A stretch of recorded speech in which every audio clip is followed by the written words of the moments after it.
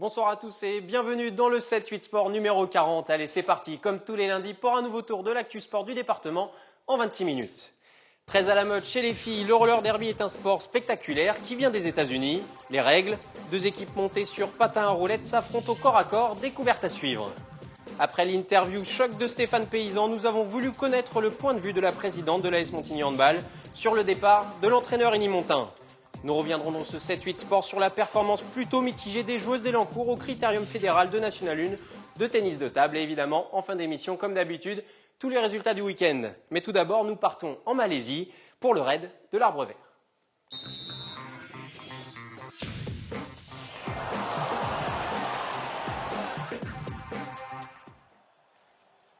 Servan Gabillon, vous nous aviez promis il y a quelques semaines de nous raconter votre raid de l'Arbre Vert 2013. Vous êtes là, comme promis. Bonsoir à vous. Bonsoir. Vous êtes rentré le 28 novembre dernier de Malaisie, une belle île avec une belle 10e place sur près de 90 équipes engagées sur cette édition 2013.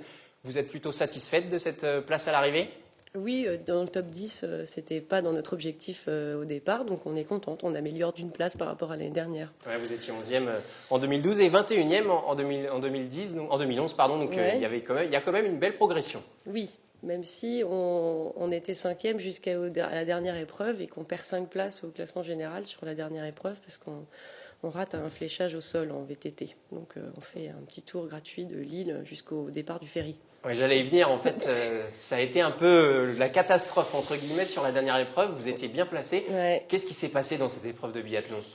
En fait, on était super bien en VTT, on était heureuse et on était devant. Et puis, il n'y avait personne devant nous pour nous ouvrir la route. Et l'équipe, l'organisation nous double en moto en nous faisant un petit signe, en nous disant « allez les filles » et tout. Et puis au moment où ils nous doublent par la droite, ils nous cachent un fléchage au sol et eux prennent le carrefour à gauche. Donc nous, on les suit bêtement. Et en fait, ils allaient récupérer un petit chemin de traverse pour le CP de l'étape de trek. Et nous, on les a suivis. Et puis après, on les a perdus, évidemment, parce qu'ils ont bifurqué. Et on a continué jusqu'à ce qu'on se rende compte qu'on n'était plus du tout sur la bonne route. Donc on perd 15 minutes et sur un parcours de 30 km de VTT roulant, C'est énorme. C'est foutu. L'épreuve la plus difficile sur ce raid, c'était quoi cette année ? C'était celle-là, parce que psychologiquement, quand on fait tout au mental et qu'on est motivé, qu'on a donné le meilleur de soi-même, faire une erreur comme ça d'inattention, ça coupe les jambes, ça coupe le moral. Pas trop dur à encaisser, justement ? Si, moi j'ai eu vachement de mal et mes coéquipières m'ont bien remonté le moral et elles m'ont dit si tu le fais pas pour toi, fais-le pour nous. Donc elles ont raison et on a finalement réussi, on a remonté un peu de place mais on finit 48e de l'épreuve je crois et là c'était difficile à accepter. Petite baisse au classement. Personnellement, je crois que vous détestez aussi un petit peu, en tout cas, le trek, c'est pas votre épreuve favorite. Non, le trek c'est pas ce que je préfère moi. Et en revanche, cette année, les 17 km de trek sont très bien passés pour nous. J'ai bien couru, j'étais toujours encordée par mes 2 moteurs. Mais voilà, mais en fait, comme on a commencé le raid par l'épreuve de canoë et qu'on a fait un podium, ça donne un bon moral, etc. Et puis du coup, moi j'arrive à me remettre mentalement dans l'état d'esprit du canoë pour rien lâcher, parce que en canoë c'est plutôt ma force. Donc j'ai essayé de retrouver cet esprit-là en trek. Et comme le mental joue beaucoup dans une course, là ça s'est bien passé. J'ai même pris du plaisir à courir, c'est énorme pour moi. Depuis le retour de Malaisie, vous n'avez pas le raid blues un petit peu ? Un peu, j'avoue que c'est difficile de se remettre au travail. De temps en temps, on repasse un coup sur les photos du raid. On communique pas mal via Facebook avec les raideuses. On prévoit une petite soirée jeudi prochain, pour se retrouver. L'édition 2013 en Malaisie, c'était votre 3e participation au raid de l'Arbre Vert. Oui. Parmi les 3 éditions auxquelles vous avez participé l'année dernière, l'île Maurice, notamment, qui était aussi un bel endroit. Avant, c'était la Guyane. Laquelle des 3 avez-vous préféré ? Je pense que c'était la Malaisie parce que ça réunissait tout ce qu'on avait eu dans les 2 précédents, c'est-à-dire de la mangrove comme en Guyane, de la jungle qu'il n'y a pas trop à l'île Maurice, Et puis des lagons et des mers magnifiques comme à Maurice, pour le coup, voilà, ces petites îles là dans lesquelles on navigue, au milieu desquelles on navigue, c'est magnifique. Et puis ajouter à cela, il y a la population malaise qui est adorable, qui nous encourage. Vous avez fait de belles rencontres justement sur la route? J'ai rencontré des singes. C'est une rencontre. Oui. Non, mais c'est sympa de courir avec les macaques le long en fait, en canoë sur la première épreuve. À un moment, il n'y avait pas assez d'eau, donc on a été obligé de descendre du canoë.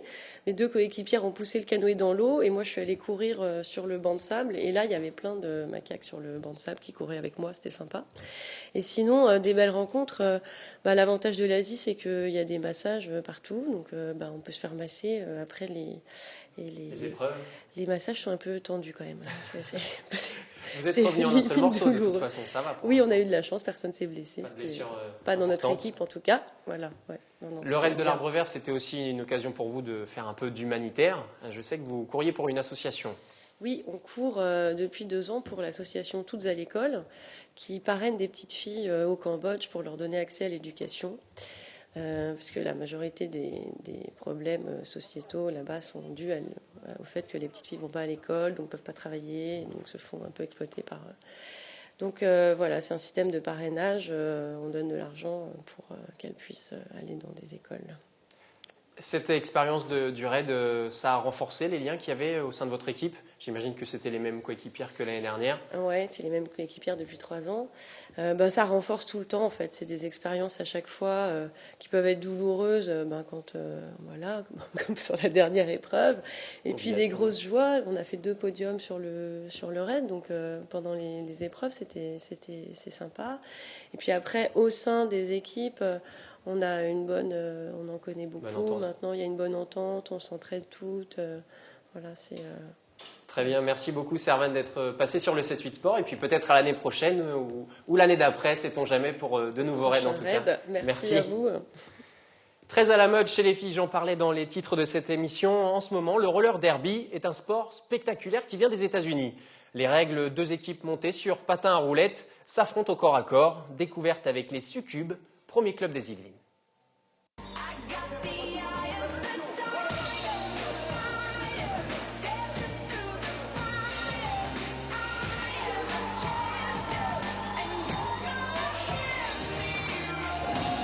Spectacle, tenue extravagante, vitesse. Une chose est sûre, les filles du roller derby n'ont peur de rien. Sur leurs patins à roulettes, le contact est souvent violent, les chutes très fréquentes. Effectivement, il y a un petit côté déjanté. Il y en a plusieurs qui ont des cheveux de couleur, les piercings, les tatouages. C'est un sport qui est assez rock. C'est assez décalé. Moi, j'avais envie de reprendre un sport de combat au départ. Et en même temps, c'était trop discipliné pour moi. Là, il y a de la musique, il y a le plaisir de la glisse, il y a le plaisir de se mettre des coups aussi. Et puis après, on va boire une bière avec les copines. Des tribunes, cela pourrait ressembler à une énorme mêlée. Pourtant, la règle du jeu est très simple. La jammeuse dotée d'une étoile sur le casque doit marquer des points en dépassant les bloqueuses de l'équipe adverse, prête à tout pour la faire chuter. Le roller derby, c'est aussi l'occasion idéale d'oublier, à la mode américaine, les complexes et le quotidien. Pour les filles, le défouloir, c'est super important. C'est un sport de filles, avant tout. Donc elles ont besoin de s'exprimer sur le track, sur la piste. Et puis après, quand elles rentrent, elles s'occupent de leur petite famille. On a beaucoup de mères de famille. Même si on n'est pas forcément déjanté à l'extérieur, on le devient ici par l'esprit, par le sport d'équipe. Et puis c'est un sport américain, donc il y a tout un peu un show américain autour. Et ça permet aussi justement de nous externaliser. Pour leur premier match officiel face aux Lille Roller Girls, les Succubes ne l'ont pas emporté. Mais nul doute qu'elles continueront encore longtemps de se battre sur leur roller.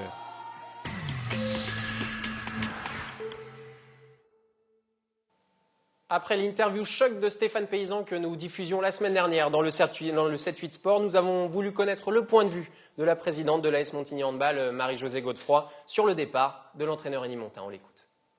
Marie-Josée Godefroy, bonsoir. Vous êtes la présidente de l'AS Montigny Handball. Merci déjà de passer dans le 7-8 Sport. Merci, bonsoir et merci de me recevoir. Tout d'abord, pour que les téléspectateurs aient un peu le contexte de votre intervention, je vous propose qu'on revienne un petit peu au début de saison. Quand Stéphane Paysan donc, a ses problèmes de santé, c'est donc l'entraîneur de l'équipe 1 du club en National 2, il doit s'arrêter, évidemment à cause de ses ennuis de santé. Que décidez-vous à ce moment-là ?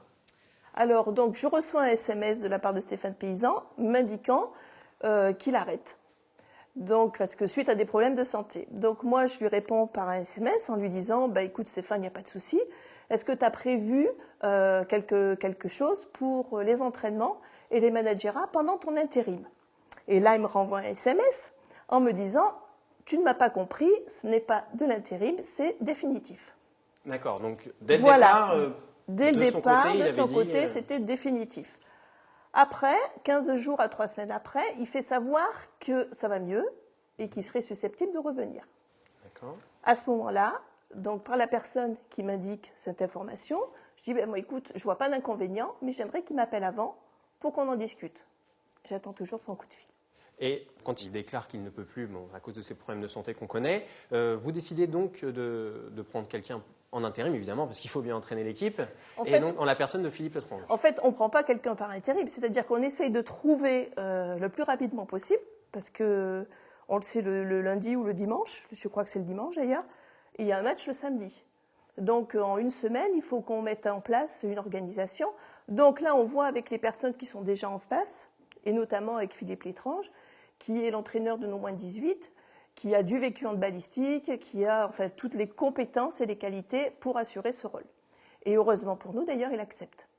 Et donc du coup, il part donc sur cet intérim. Voilà. Dès le départ, pour vous, c'était un intérim, on va dire, long, ou vous pensiez dans votre tête à vous que justement Stéphane réintégrerait l'équipe après ses ennuis de santé ou pas? Pour moi, au départ, Stéphane, c'était définitif.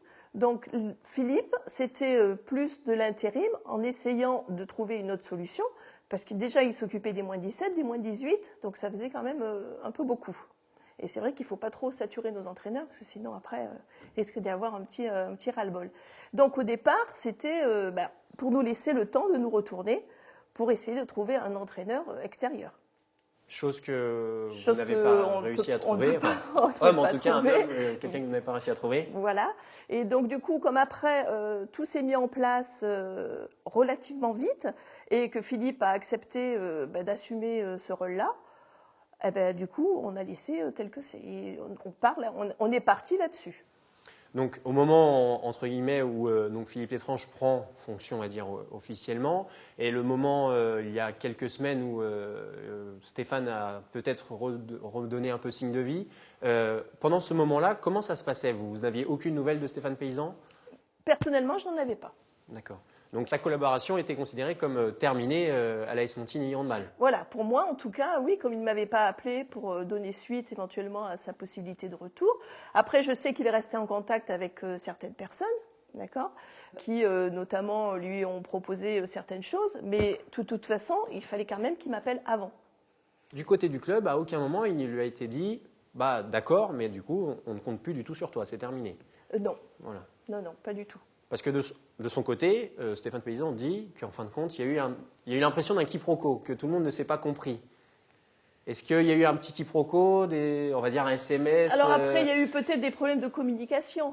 On sait très bien, vous êtes en plus dans la communication, donc vous savez bien. On est journaliste, on n'est pas communicant, c'est un peu différent. Mais on va dire qu'on y touche un petit peu quand même. Voilà, donc peut-être qu'après, il y a eu des maladresses. Mais en tout cas, ce que je regrette, c'est que Stéphane ne m'ait pas appelé pour qu'on puisse en discuter tous les deux.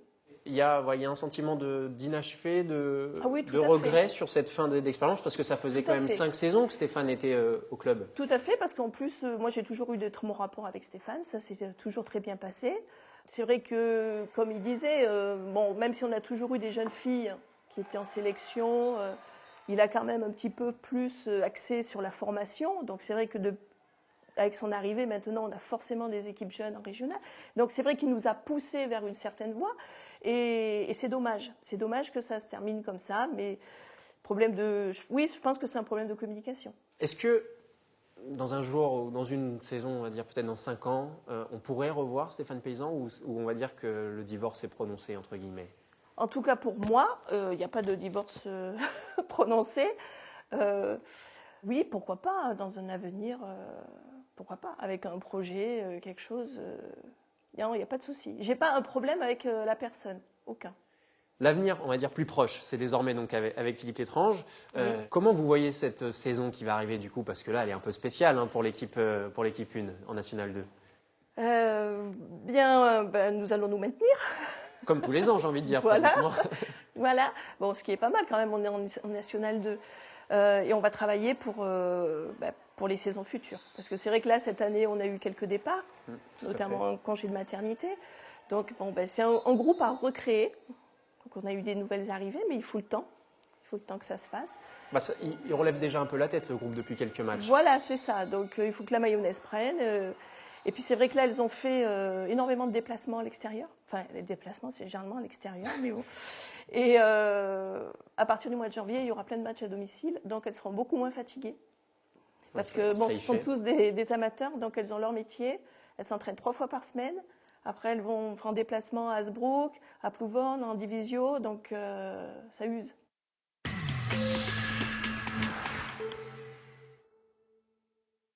Une interview évidemment enregistrée il y a quelques jours, vendredi dernier, avec Marie-Josée Godefroy.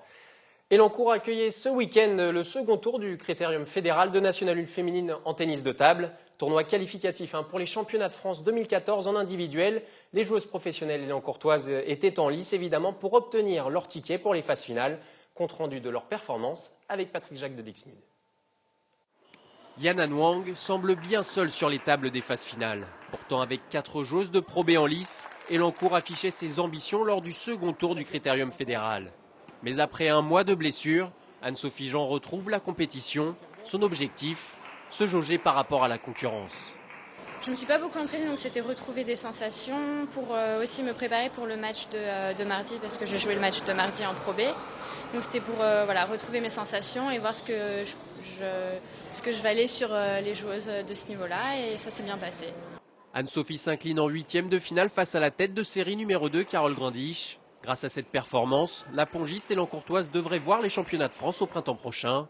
Le critérium permettait de sortir du quotidien du championnat, mais pas question de galvauder la compétition pour autant. Se faire plaisir, j'ai envie de dire oui et non, quoi. Le but, c'est quand même d'arriver ici en étant bien dans sa forme et puis de jouer le mieux possible. Ouais, c'est sûr que si on arrive crispé ici, ça passera pas, quoi.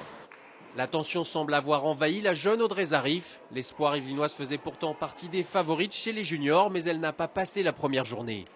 Les chances de victoire reposaient alors sur la solide Yana Nwang, mais l'Elancourtoise s'incline en demi-finale face à la vainqueur du tournoi, Yang Xiaoxin. Les joueuses de Franck Saulnier peuvent désormais se replonger dans leur priorité, le championnat de France de Pro B. Allez, on passe aux résultats du week-end.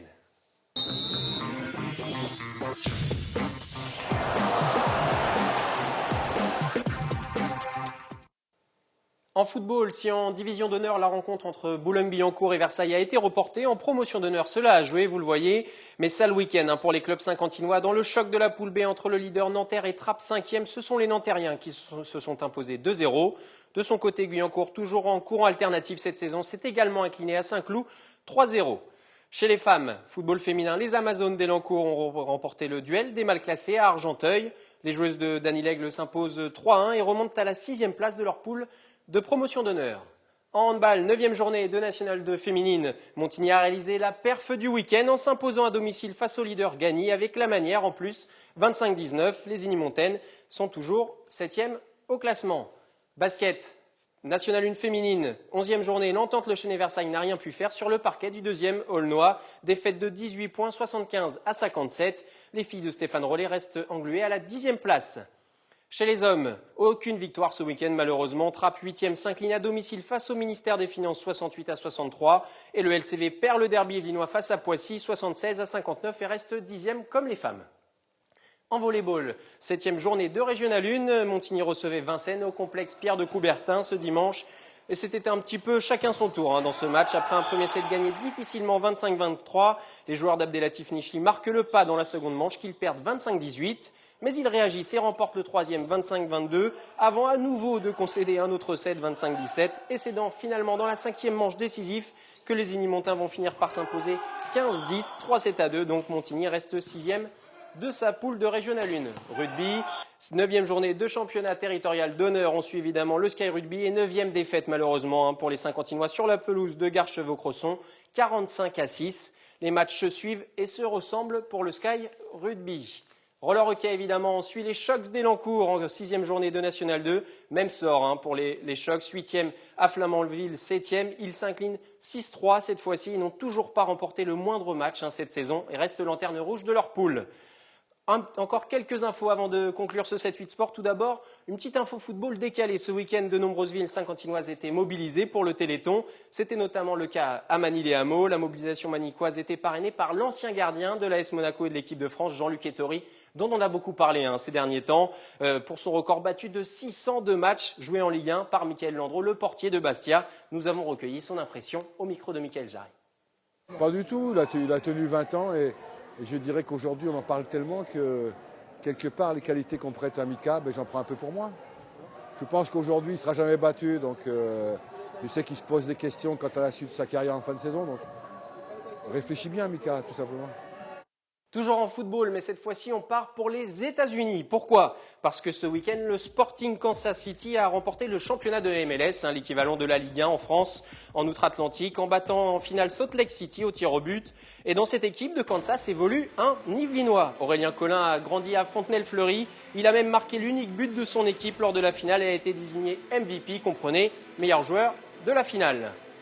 Une dernière info pour terminer, du tennis fauteuil. Cette semaine se déroulaient les championnats de France de tennis fauteuil à Sainte-Geneviève-des-Bois dans l'Essonne. Première série, il est le Roland-Bolitain que vous voyez à l'image, Johan Quillou, était en lice, pas verni par le tirage au sort. L'Yvelinois avait hérité d'une poule très difficile en compagnie des deux meilleurs joueurs français, Stéphane Houdet et Frédéric Cataneo. Johan termine ses championnats à la 7e place finalement, dernier acte d'une saison qu'il a vu entrer dans le top 30 mondial.